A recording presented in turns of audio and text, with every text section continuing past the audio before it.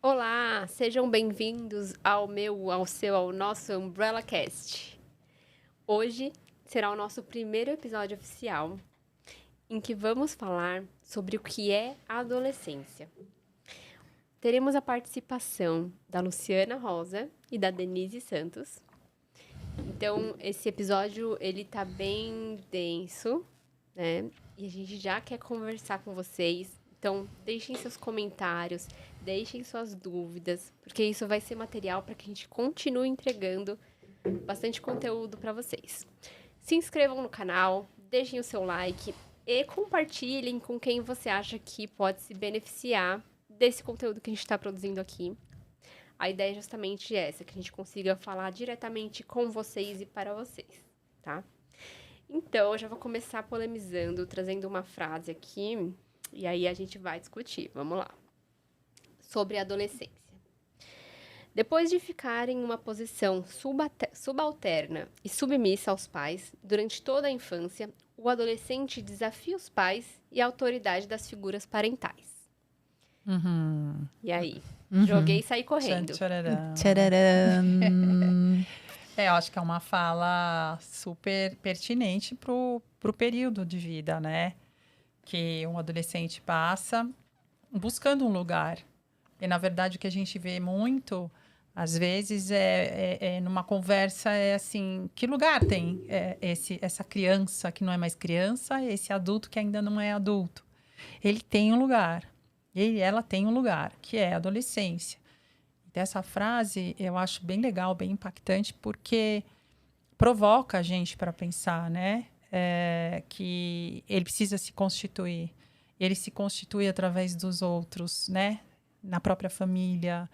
Ele vai gerar crise, ele vai gerar ali um certo incômodo, né? Para os pais, ou para os cuidadores, ou para os seus irmãos, sejam mais velhos ou mais novos, na escola, nas instituições, né? Então, acho que a gente está aqui para desvendar um pouco esse mundo e colocar mais claro que tá tudo bem se isso acontece, né? Eu acho que vale, antes de falar do sujeito adolescente, fala da Luciana. Quem que é a Luciana para as pessoas reconhecerem a sua voz? Eu estava tão impactada com a Com a frase. Stephanie, também com a frase, mas com a Stephanie falando super bem, né? E, bom, Luciana, psicanalista, já sou formada há algum tempo e estou na psicanálise desde que eu enveredei nesse mundo há uns 30 anos, né? Que quando eu fiz meu primeiro processo de análise, que na verdade começou com uma junguiana, como você me contou, né? Sim. E depois que eu fui saber que eu estava nesse processo mais para frente com uma psicanalista mesmo. E a gente olha esse mundo adolescente dentro da psicanálise de uma forma quase que salvadora mesmo. Por quê? Porque é uma fase conflitante. Quem faz análise sabe, né? Não é um processo fácil. É um processo que coloca a gente para pensar em situações e em angústias que a gente muitas vezes desconhece. A gente só sabe que sente. Né? E como sente o adolescente, não? No corpo, na família, né? Então... Nas relações externas, a família. E Denise? Quem é Denise? Então, eu vou aproveitar aqui para me apresentar também, para vocês reconhecerem a minha voz. Diz a intriga da oposição, e vocês vão dizer nos comentários se isso é verdade ou não. Eu tenho uma voz que parece uma taquara rachada e uma risada de gralha. Mas eu acho que isso talvez seja só uma intriga. Depois você me diz.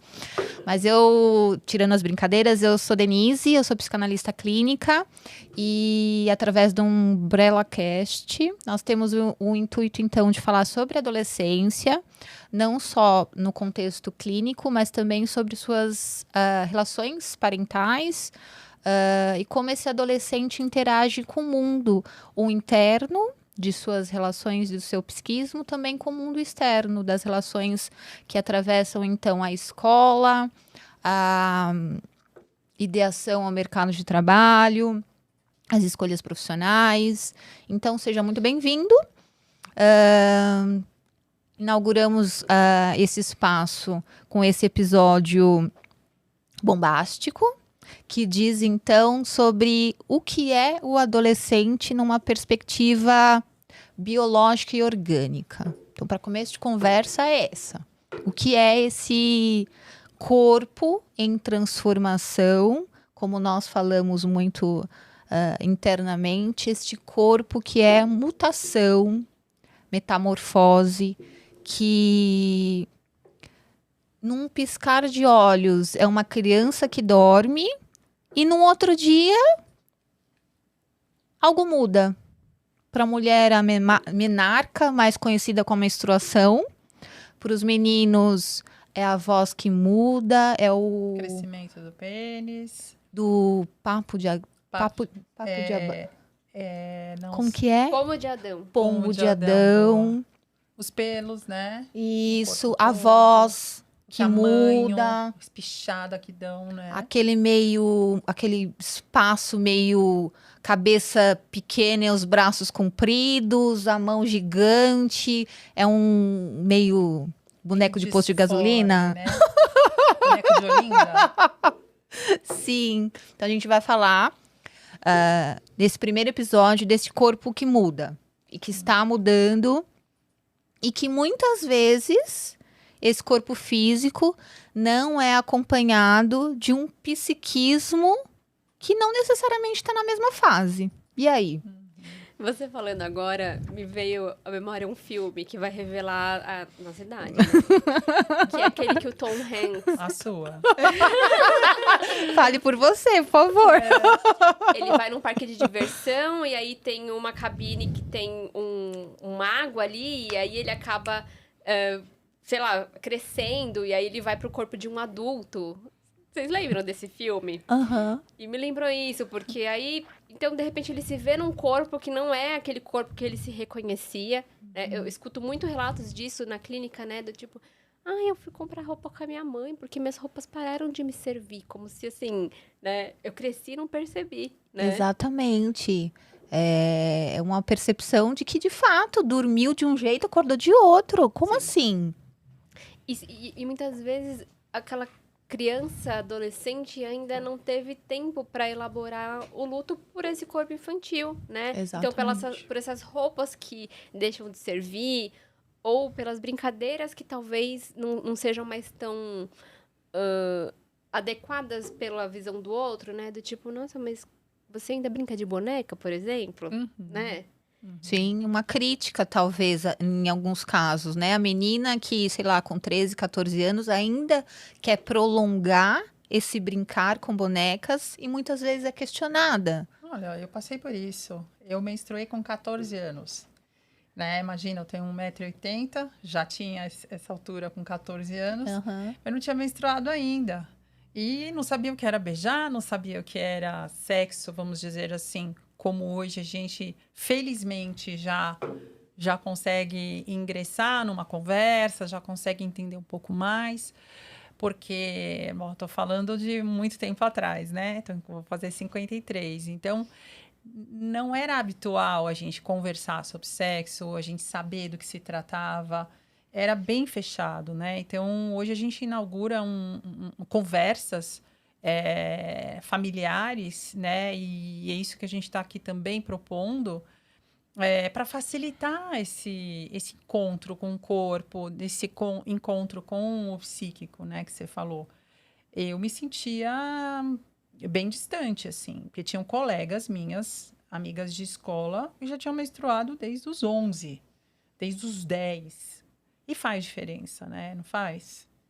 Aí, Sim. eu acho que a gente pode marcar bem a conceitualização, né, pro psicanalista, que é, a gente tá dividindo aqui entre puberdade e a adolescência, falando das questões que atravessam, então, né, esse ser em transição, que são coisas diferentes. Então, às vezes, a criança, né, pré-adolescente ali menstruou, ou o menino viu as mudanças no corpo, mas não necessariamente ele vai entrar e já começar a fazer uma adolescência Porque as outras questões, então, que atravessam o desejo, né, a questão dos riscos e exploração, ainda não estão, né, adequadas ali para o psiquismo daquela criança, né? Não tão latentes, Não né? tão Não latentes. aparece. E aí é bem marcado isso pra gente que é psicanalista. São coisas diferentes, Não né? é casadinho, né? Não, né? Não tem mais essa a adolescência dos 12 aos, não. A gente vê a puberdade dos 9, né, 10 anos, e hoje a adolescência vai a 25 anos, né? E a gente vê isso se extrapolando na clínica, inclusive. Pessoas que ainda parece que não vivenciaram esse momento tão marcante, tão importante, né? Sim. E quais são as primeiras questões, então, que começam a surgir na clínica de vocês, né? Talvez nessa primeira fase da adolescência ali, quando é uma transição, né, do mundo infantil para a adolescência, né? O que vocês recebem com os pais e com os adolescentes? O que eles trazem aí de demandas de sofrimento, de sintomas, né? Como a gente fala. Eu primeiro, você Pode primeiro? ser, pode ser. Vai dar na mesma, nós temos tantas questões para trazer, né?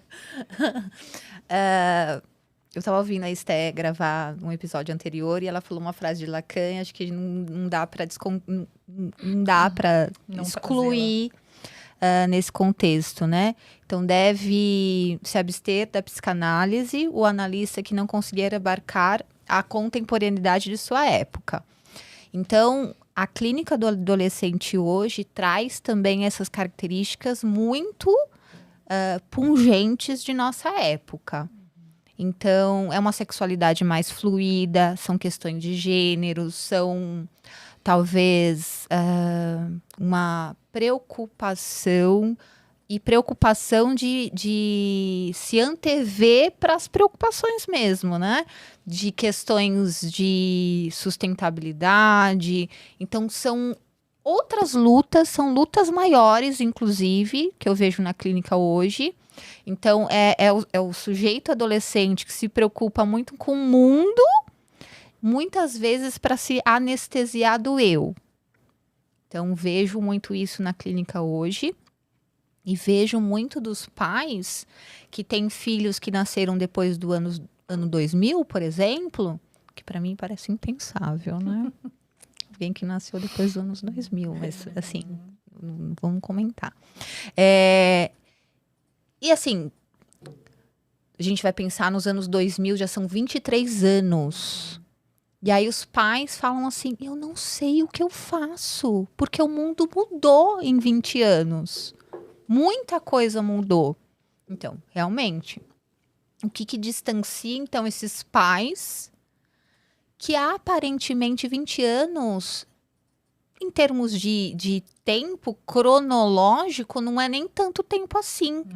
Mas quanta transformação social, cultural, econômica, tecnológica aconteceu nesse tempo que esses pais já não conseguem dialogar com o tempo atual desses filhos.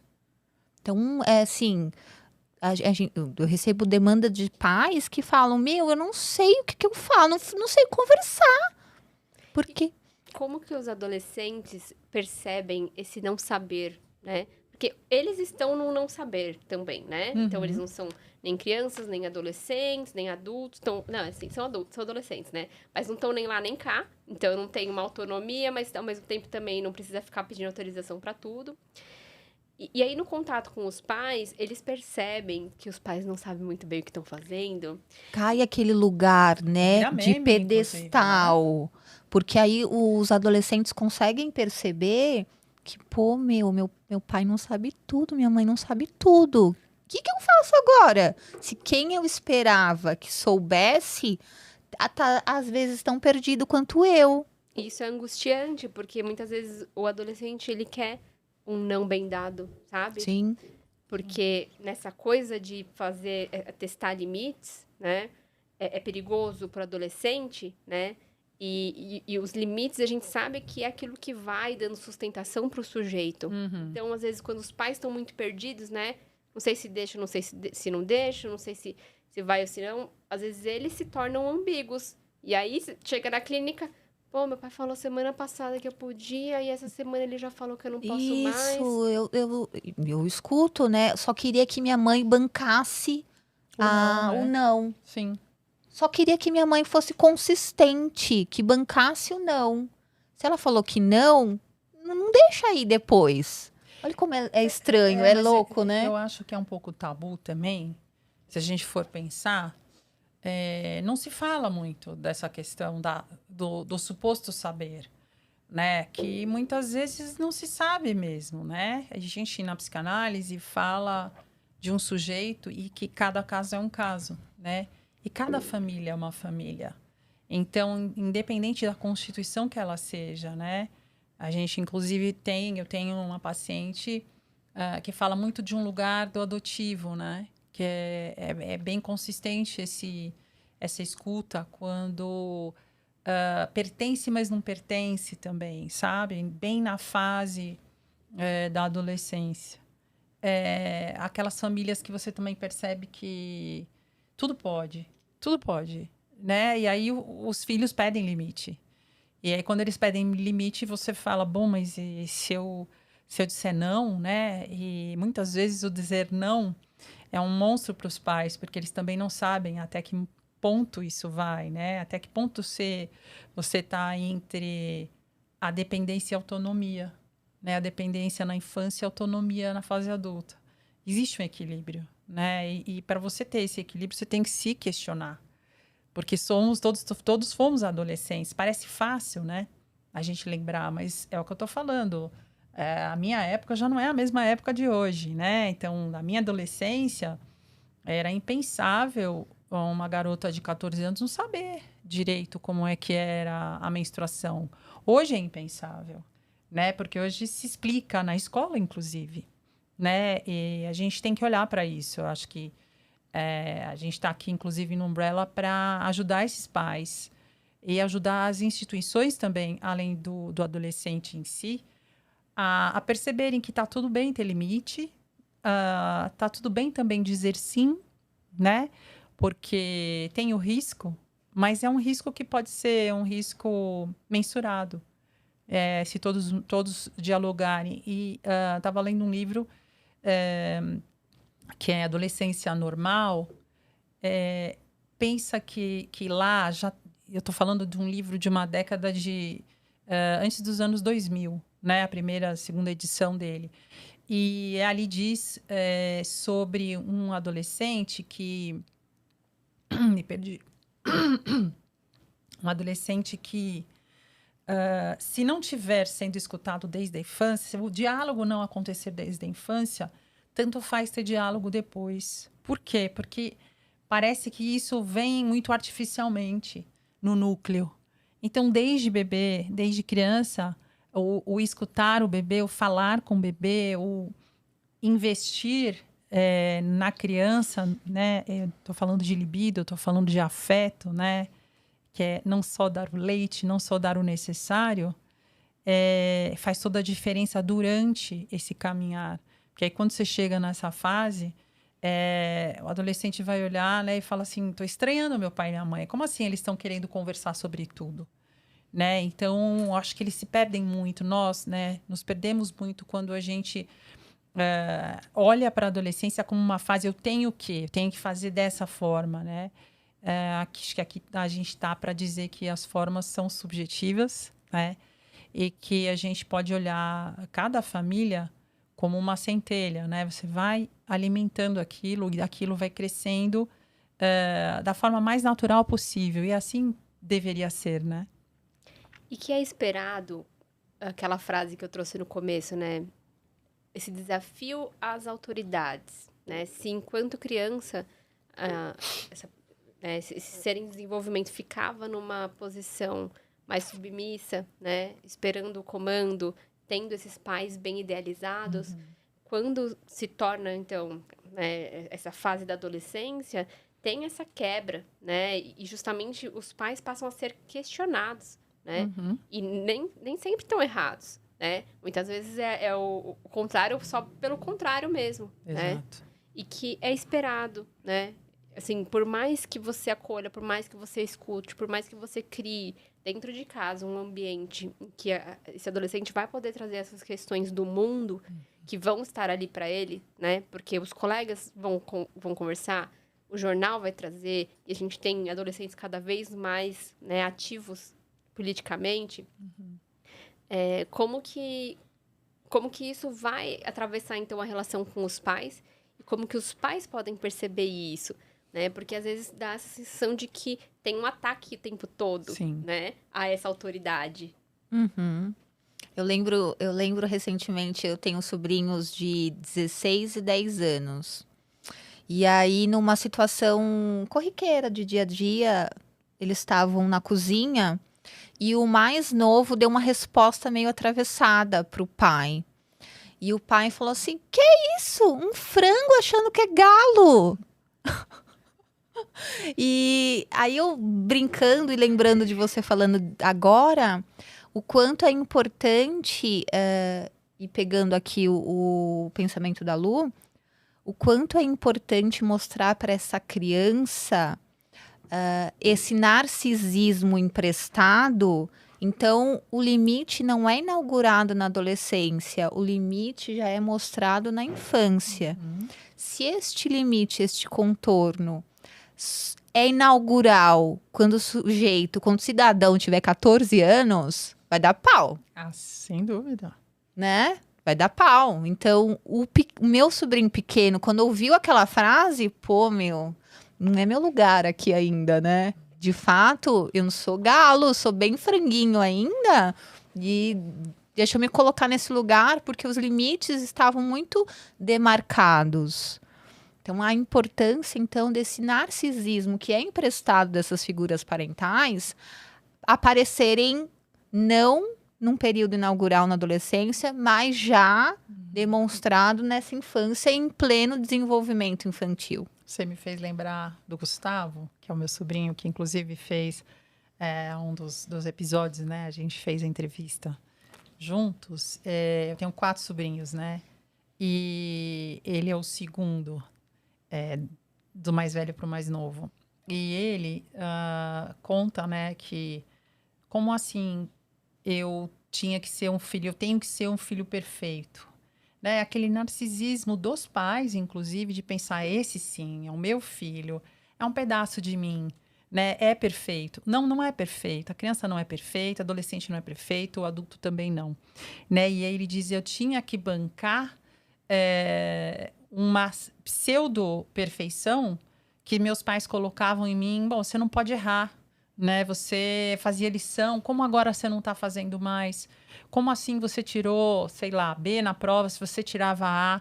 E ele diz, eu sou outra pessoa já. Hoje é o possível para mim. Né? E também eu acho que vem um pouco do luto, e acho que a gente pode inaugurar um pouco desse tema, que é o luto dos pais de não terem mais esse bebê, essa criança, né? Aquele corpinho tão gostoso da gente abraçar, da gente nutrir, de vestir, de colocar para o mundo, né? E dar o caminho, coloca na escolinha, coloca, enfim, em várias atividades, porque você quer florescer, né? Quer ver teu filho ali, aquela sementinha virando uma baita árvore.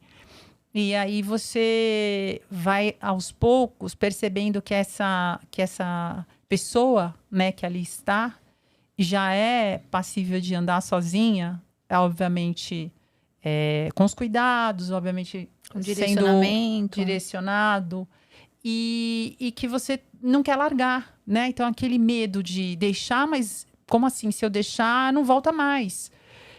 Isso vem muito de um luto de, bom, cadê minha criança?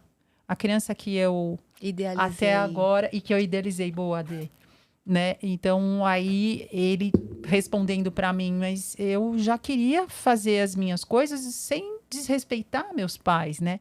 Mas eles não queriam me deixar, até um dia que eu tive que falar, eu não sou perfeito, esse sou eu, né? E eu brinquei com ele, quase vocês vão ter que me engolir, né? Aí ele deu risada, ele falou, eu acho que eles estavam tentando me engolir, né? Aquela boca da mãe crocodilo, né? De Lacan, que é assim, você é meu, né? Você é minha propriedade, você não vai sair do meu mundo. Se apertar um pouquinho, mais engole.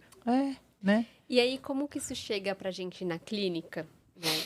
E assim, como eu comentei, né? O atender adolescente é diferente porque a gente atende também as famílias, né? A demanda nem sempre... Já aconteceu do próprio adolescente me mandar mensagem, né? Uhum. Mas, em geral, são os pais, né? Os cuidadores que vão entrar em contato e falar: oi, você atende adolescente? Recebi seu contato. É o mandato, né? E aí, então, a gente está falando da inauguração de um sujeito desejante, né? Sim. Quando ele vem para o atendimento, é essa escuta que a gente vai emprestar ali, né? Onde que está o desejo desse cara? Qual que é a possibilidade dele ser né? Como que ele está se constituindo? E, por outro lado, os pais ainda chegam nessa demanda do: olha, tem alguma coisa que não tá funcionando bem? Você consegue resolver isso? Às vezes vem com uma demanda bem clara, né? Assim, Sim. vou dar um exemplo de um atendimento infantil, né? A mãe vem e fala assim: então, ela chupa a chupeta. Você consegue tirar? Né? Na Se a adolescência... própria mãe não consegue, né? Como que a gente vai... Né? Mas a forma como vem essa demanda, Sim. né? Que às vezes vem ainda tentando fazer a manutenção daquele serzinho que não era desejante, que era uma criança que estava muito passiva ali e que tinha que... né, Submetida, né? submetida. Então, com os pais, a gente vai fazer esse trabalho, né, de acolher o que é essa angústia, assim, tudo bem, então, você quer trazer que você se preocupa que esse adolescente está muito politizado, que isso está atrapalhando nas relações dentro de casa, né? O que é isso para você? E às vezes, pro adolescente, é uma outra coisa completamente diferente. E não quer dizer que essa demanda vai ser acolhida, né? Sim. Vai ser acolhida no sentido de: ok, tá aqui no meu checklist de coisas que a gente precisa resolver, Sim. né? Mas é uma pauta que, então, a gente vai escutar. E aí, a gente devolve pros pais, né? Ó, tá bom, eu vou pensar aqui junto com você, né? E vou pensar lá com ele o que faz sentido, né? Sim. E a gente sempre vai tendo muito esse cuidado, né? Do que fica dentro da sessão e que não pode chegar, né? Que não vai ferir Isso. o contrato simbólico com o paciente, que no caso é o adolescente. Eu acho que isso, assim, a coisa mais importante do atendimento com o adolescente. É a gente poder acolher a angústia dos pais, porque a gente sabe que é muito difícil estar vivendo, né, nesse quarto escuro, sem saber mais ou menos o que esperar, né? E sabendo que existe um monte de fantasma ali, que são, né, aquele fantasma do retorno do recalcado, né? Sim. Mas, ao mesmo tempo, poder dar espaço para que esse adolescente saiba que ali é a escuta dele, né? E tudo que ele precisa trazer nesse contexto vai ficar ali, a não ser que a gente saiba que precisa levar, né, para a família, e isso vai ser sempre feito com muito cuidado, né? Ó, eu percebi que isso aqui seria um tema muito importante para você levar para os seus pais. Você quer fazer isso sozinho? Você precisa de aqui, ajuda, né? você precisa de alguém que faça uma interlocução, talvez, para te ajudar a falar sobre isso. Sim, e manter a ética, né? Sempre, desde o início, assim, eu faço os meus contratos e vocês também, certamente, de que o adolescente e qualquer paciente, ele tem a escuta, uma escuta confidencial. E quando atravessa, e agora, né? É o pai e mãe que pagam, é o pai e mãe que levam, né, muitas vezes para análise, ou tem algum tipo de demanda ali que envolve os pais, né? Então, eu tenho um adolescentinho que começou, né? Ele vai fazer 14 anos esse ano, e ele começou a pensar: bom, eu até agora ia no cinema com a minha mãe. Mas agora eu não queria ir no cinema com a minha mãe, e como eu não sei como falar para ela, né? Porque até então isso não tinha aparecido. E aí muito da gente ir conversando, né? Como é que você vai contar para sua mãe uma história de que você tem tido um desejo, uma vontade de se ver num lugar, né? Onde ela talvez tenha pensado, tenha desejado um dia, mas que esse dia já chegou, né? E que ela vai ter que também dar conta de te abandonar, né? Por um certo tempo, por um certo período, sem que isso seja muito marcado como não pode, um problema, ou é perigoso, né? Então, a gente foi construindo isso no processo a ponto da gente chegar e falar, bom, será que precisa trazer sua mãe? Né? A gente precisa conversar juntos? E aí ele diz assim, não, eu dou conta. Né? Eu dou conta e eu vou tentando fazer do meu jeito. E é espetacular você ver esse sujeito, né? Que era até então dependente, né? Submetido, colocando na mesa uma conversa democrática, né? Com seus pais e dizer assim, bom, eu consigo dar conta. Você está preocupado? Fica na sala ao lado, assiste outro filme, mas me deixa ter essa experiência. A gente precisa também olhar para isso, né? Deixar o adolescente ter sua experiência, porque é disso que se trata, né? Esse serzinho precisa inaugurar em algum momento, né? Um mundo dele, um mundo que ele sonhou, desejou e que agora precisa ir para o real, né? Acho que a gente já caminhou, assim, trazendo, né, o início marcado muito pela puberdade, mais inaugurado mesmo, quando tem a questão do luto por esse corpo infantil e que começa a permear ali as questões da adolescência, né? E agora, acho que o que você está trazendo já é um caminho possível, né? Para que a gente consiga chegar num término, né, saudável para essa adolescência, né? O que é muito polêmico também, a gente chega lá. Mas pensando que, em algum momento, então, nessa transição, né? Entre o início e o meio, o adolescente ele vai introjetando tudo aquilo que os pais ensinaram como sendo o limite, como eles já foram introduzidos na cultura ali, né? Assim esperamos. Falando de socialmente aceito, né? Mas falando de uma adolescência normal. Isso, né? superego ali inaugurado como herança do complexo de Édipo. Sim. Então, vamos acreditar que esse cenário já está dado e que esse narcisismo, esses elementos que vão constituir o psiquismo desse sujeito já estão introjetados, né? Às vezes não é tão bem assim. E eu acho que essa questão, a gente trabalhar esse termo, né? Adolescência normal, não de uma perspectiva, né, médica. Isso. Né? Mas a gente está falando da psicanálise, assim. O que seria, então, não esperado, né? O que foge, né, do o que falta. Do saudável. Isso. Né? E que também chega na clínica, né? Então, por exemplo, a questão da depressão, a questão do testar os limites para uma delinquência, né? Sim, uma passagem ao ato, que a gente vê bastante hoje na clínica, automutilação, ideação suicida. Então, são passagens ao ato, que já é um psiquismo que já está ali pedindo mais do que socorro, atenção, e já está extrapolando demais os limites simbólicos de sua existência.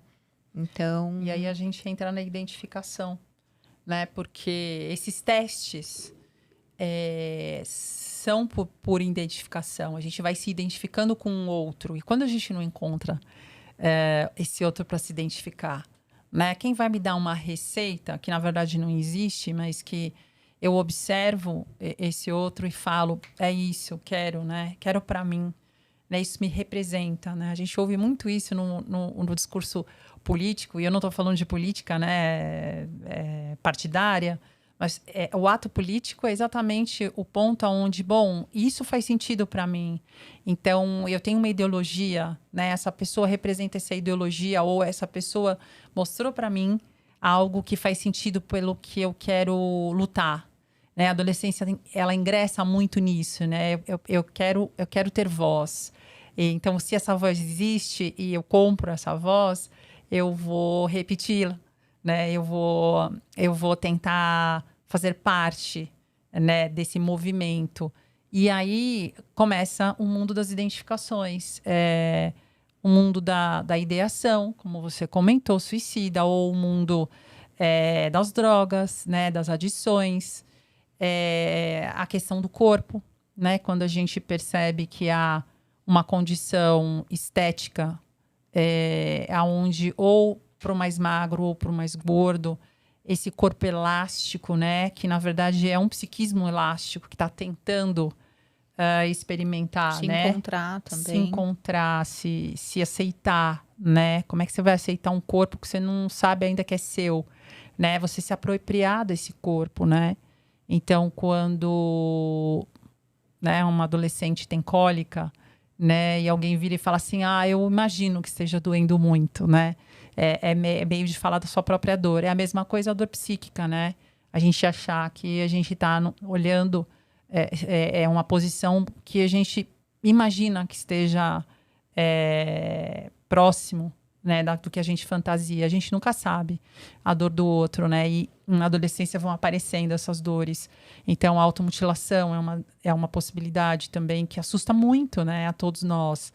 Porque a gente não quer ver a pessoa se machucar, se cortar. Mas o que é uma mutilação? É uma dor interna, né? Que está querendo, de alguma forma, eclodir, né? E ser aplacada, né?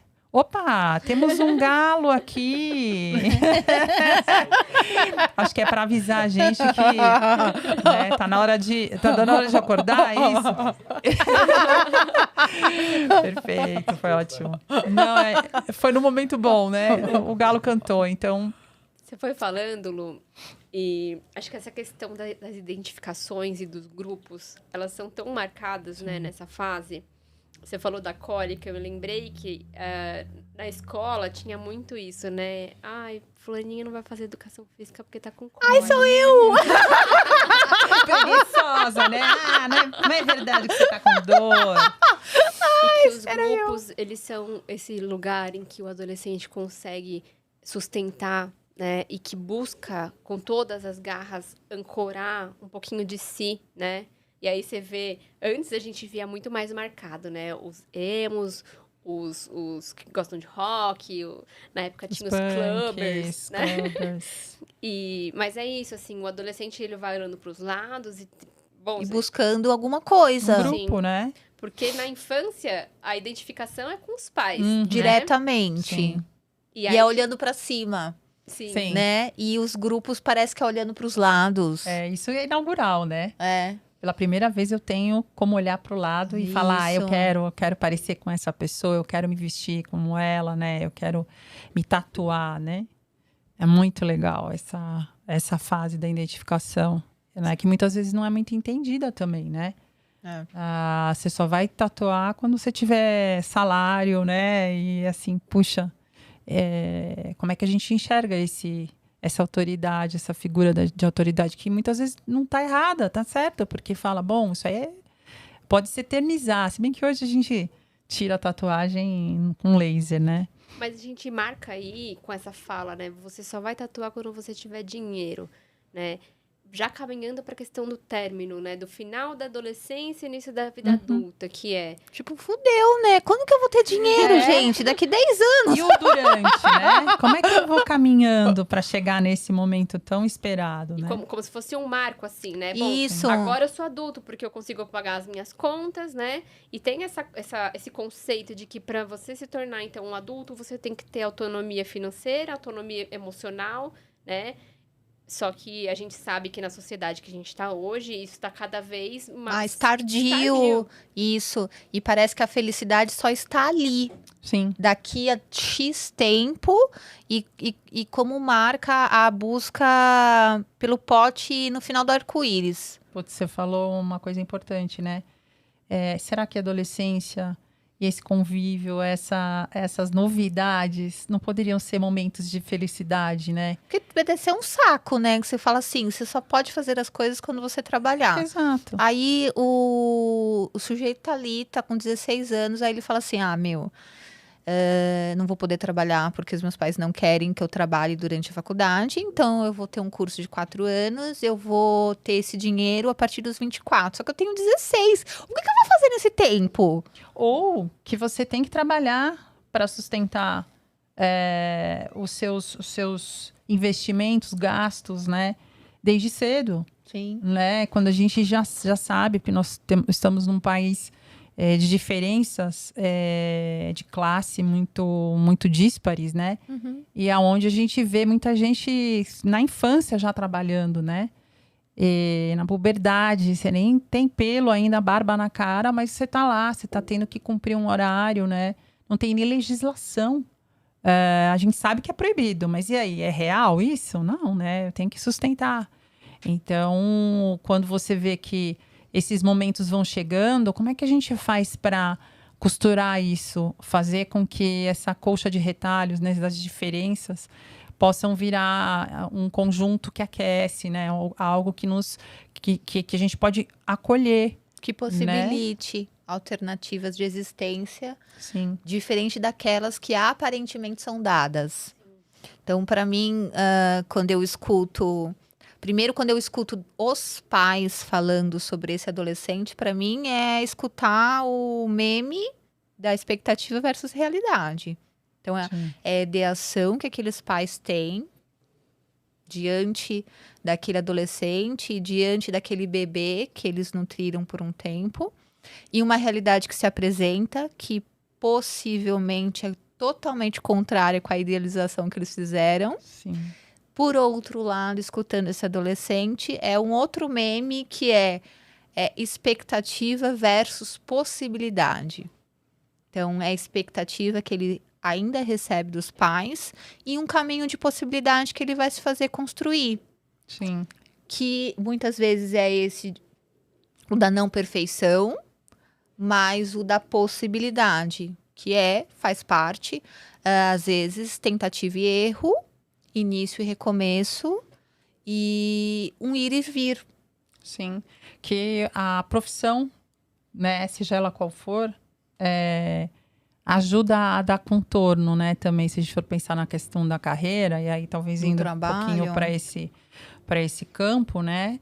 Nós 3 somos psicanalistas, atendemos pessoas físicas, né? Os pacientes que nos chegam são sujeitos, mas também atendemos empresas, né? As instituições. Nós participamos de um grupo, aliás, nos conhecemos nesse grupo, né? Que fizemos uma formação específica, que é a psicanálise em empresas. Muitas vezes a gente acha que a escola, né, como instituição, vai acolher. Eu acho que hoje a gente ouve muitos pais terceirizando isso. Ah, não, a escola vai dar conta. Mas a gente sabe que no consultório chegam casos onde o adolescente fala, fui chamado pela coordenadora da escola, a coordenadora da escola chamou minha mãe, que me chamou como se eu fosse um objeto que não tinha lugar, jogado assim, né? E eu fui escutando um pouco sobre isso, né? E aí comecei a perceber que nada mais dessa instituição não saber o que fazer com o problema. E tentar, aí fica pipocando, né? Então, a gente acolhe também, né? Então, vocês que são instituição e estão escutando esse podcast, eu acho que é legal a gente também e trazendo esse olhar, né? Esse contorno que a gente precisa dar para a família.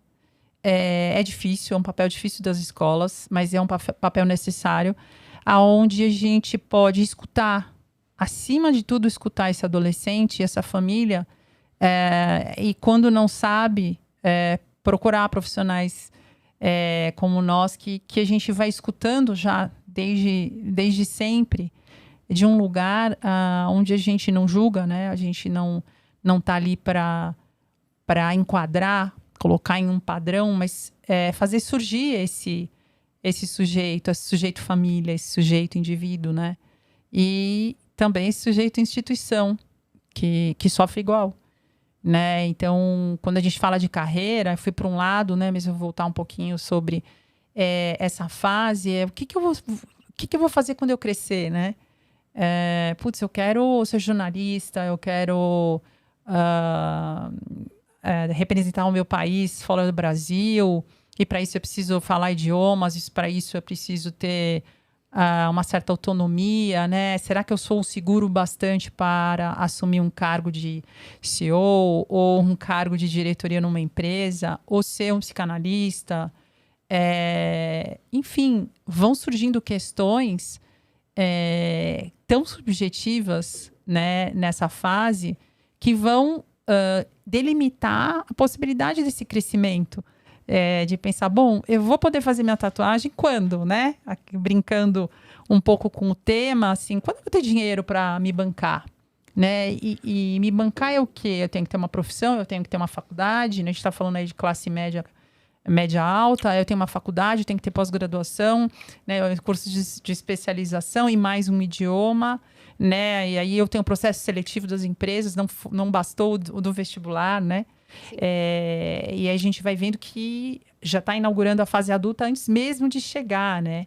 E essa geração agora de, putz, eu não tenho esse lugar, eu não sei se é isso que eu quero, né? Tô falando há 2 gerações, esses 20 anos que você falou do gap, putz, 20 anos é pouco para cronologicamente, né? mas não é, né? Hoje em dia, 20 anos é muito tempo.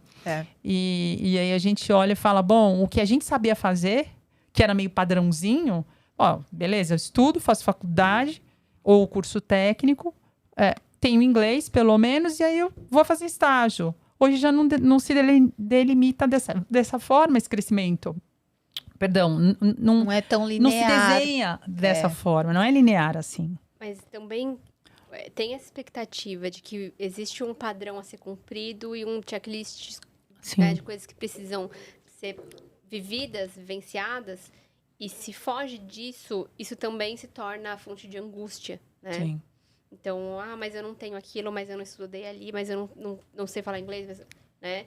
Como que ele vai se inserir, por exemplo, no mercado de trabalho, né? Que é um lugar em que ele também vai fazer ali sua constituição, né? Uhum. E você falando, me veio uma brincadeira aqui com a psicanálise, né? Quando a gente tá ali no ensaio de formação, né? E pensa, bom, vou pra clínica. Quem que vai falar que eu posso começar a atender? Daí tem uma frase que é: um analista só se autoriza de si mesmo, né? Perfeito. Isso quer dizer que ele tá pronto para atender a hora que ele sentir que tá pronto para atender. Não é o supervisor, não é alguém que vai falar que ele tá pronto. E eu diria que um adolescente ou um sujeito, né, ele só se autoriza de si mesmo, né? Então, tem gente que vai viver a vida, vai ter 50 anos e não vai fazer uma tatuagem porque a mãe não deixa, sabe? Mesmo que ele tenha dinheiro. Isso. Ficou lá marcado, né? Marcado, na pele, impregnado, tatuado não simbolicamente. Posso.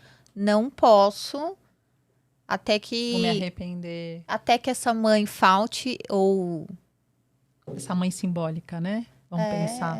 E que o sujeito se banque, então. Isso. O seu desejo, né? Sim. Acho que no final das contas, o que a gente busca na clínica é poder escutar isso, né?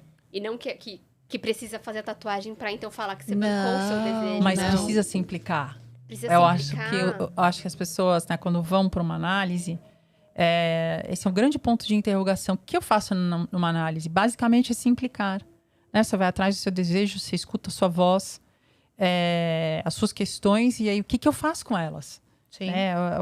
Para onde vai isso tudo que eu estou descobrindo de mim?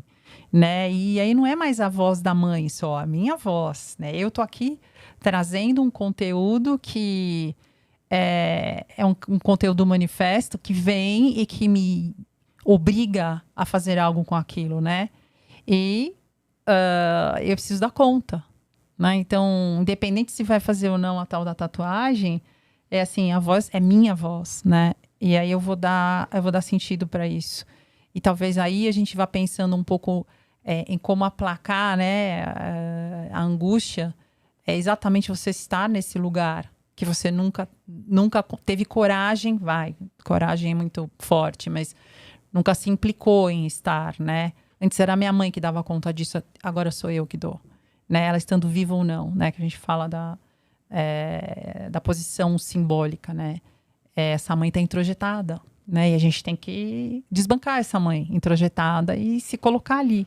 Eu falo, agora dou conta, vou pagar, mas eu também vou lá sentir a dor, eu também vou falar, bom, eu vou ficar velhinho com essa tatuagem, vai ficar meio esquisita, né? Meio torta na hora, quando a pele começar a ceder, né? Mas é isso, é bancar, né? A fadinha vai virar um gnomo uma hora e tá tudo certo. Sim, né? E tudo bem se arrepender. Dá conta disso, né? Muito bom. Eu lembro que no meu primeiro percurso de análise, A analista falava assim, o quanto era importante nomear as coisas, nomear os afetos e mais do que isso, usar a primeira pessoa. Porque se você usa a terceira pessoa para nomear, você está se distanciando daquilo. Sim. Então, ela pontuava, use eu sinto isto, eu sinto aquilo, eu estou desse jeito. Então, se Esse sou eu. apropriar, se apropriar, se implicar, inclusive do processo de análise. O que a gente não vai mentir que é fácil, não. É complexo, dói e Mas é libertador, não é? como contrapartida, é libertador. E aí a gente fala de cura, né? Sim. Então, na verdade, é um termo que a gente... Muitos perguntam, né, pra gente. Mas se eu for fazer sessões, eu vou ficar curado, né? Aí a gente tá falando de sintoma, né? A gente, quando fala de sintoma, é falar do que aparece e o que não aparece, o que tá por trás desses sintomas, né? A gente vai falar em outros episódios, com certeza, que são, né? O corte, a automutilação, a tentativa de suicídio,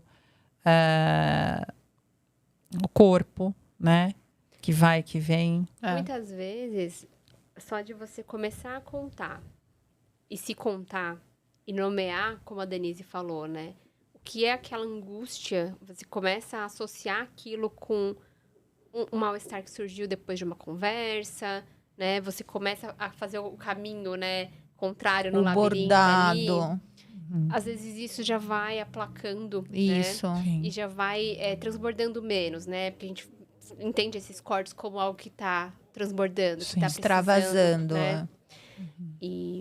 E o trabalho em análise é justamente esse, né? Então, que a pessoa aprenda a se contar e descubra como nomear essas emoções. É raiva, é angústia, é medo e muitos sentimentos que são ambíguos, né? Porque como assim, às vezes você tem ódio e amor, Pela mesma pessoa, né? inclusive pelos pais. Isso. Inclusive por si mesmo, né? Sim. É olhar para questões que a gente olha, que a gente pode dizer basicamente que é você se desconstruir para poder se construir, né? Se desmontar para poder se ser, né? Sim. E o ambiente de análise é justamente esse lugar em que a pessoa vai conseguir chegar, né? Tirar a sua armadurinha, né? Olhar para suas faltas, para suas dores, né? Aí vestir, continuar seguindo, né? Apesar de... Isso. E vamos já indo para o final, né, desse podcast, pensar que tem lugar, né? É um lugar de escuta, isso que é legal, né? A gente poder oferecer para vocês essa escuta e estar aqui falando da adolescência, falando do entorno da adolescência, né? Desse ecossistema todo, né? Então, fica com a gente, né, Esté? Acho que a Esté vai dar um recadinho final aí, mas fica com a gente e a gente falará de muito mais.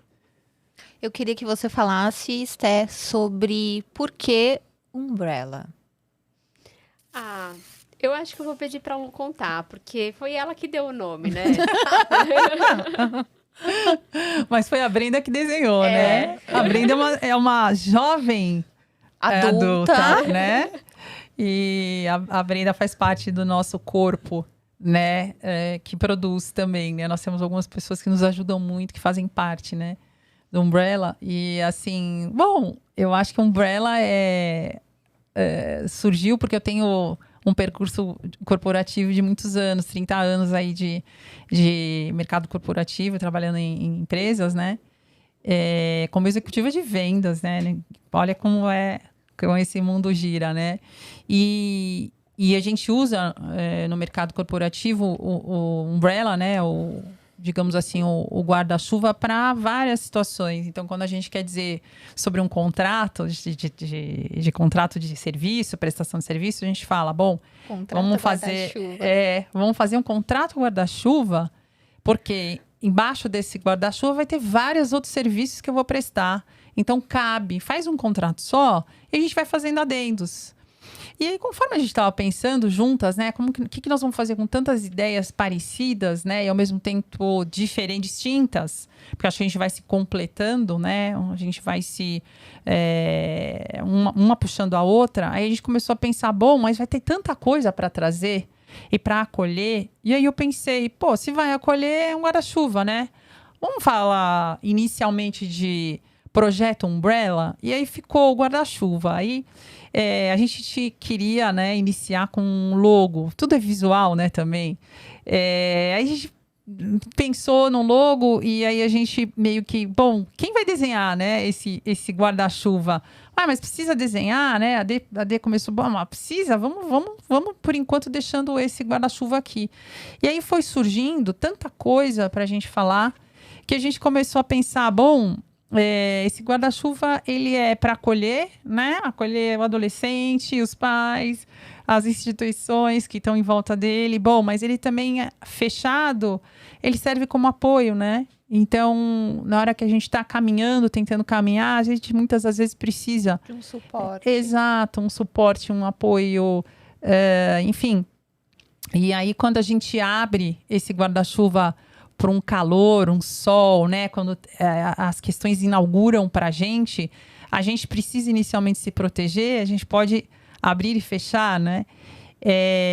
E aí ficou a coisa do... Bom, vamos chamar de Umbrella o projeto? Então, é isso, né? Acho que a gente está aí com o nosso Umbrella psicanalista, né? Psicanálise, perdão. E tantas outras ideias que vocês vão ajudar a gente a construir, né? Porque embaixo desse guarda-chuva... Cabe muita coisa. Muita coisa, Sim. né? E aí também tem o nosso bordão, né? Que é não esqueça o guarda-chuva. Guarda-chuva, Não gente. esqueça o guarda-chuva, tanto pro sol quanto pra chuva. Não só para as Sim. chuvas de verão, né? Mas as chuvas da vida, as gotas que nos chegam ali. A gente fez coloridas, tá? Para ficar bem legal, Sim. né? Então, chegamos ao final desse primeiro episódio.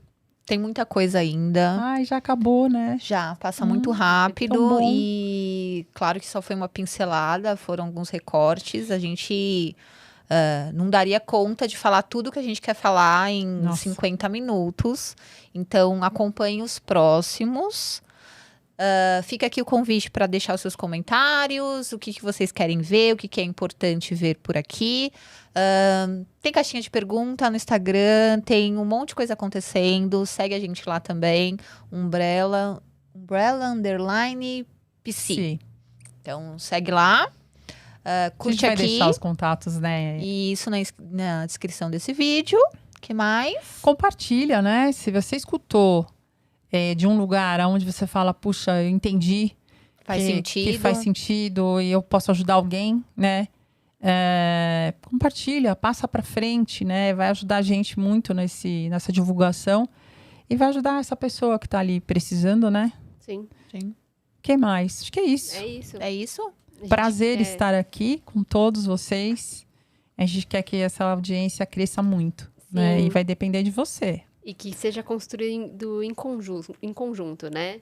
A gente quer realmente Exatamente. que Tem vocês participem. há várias mãos, né? Sim, A mães, ó, ato falho. É. Várias mães. sim. Então é isso.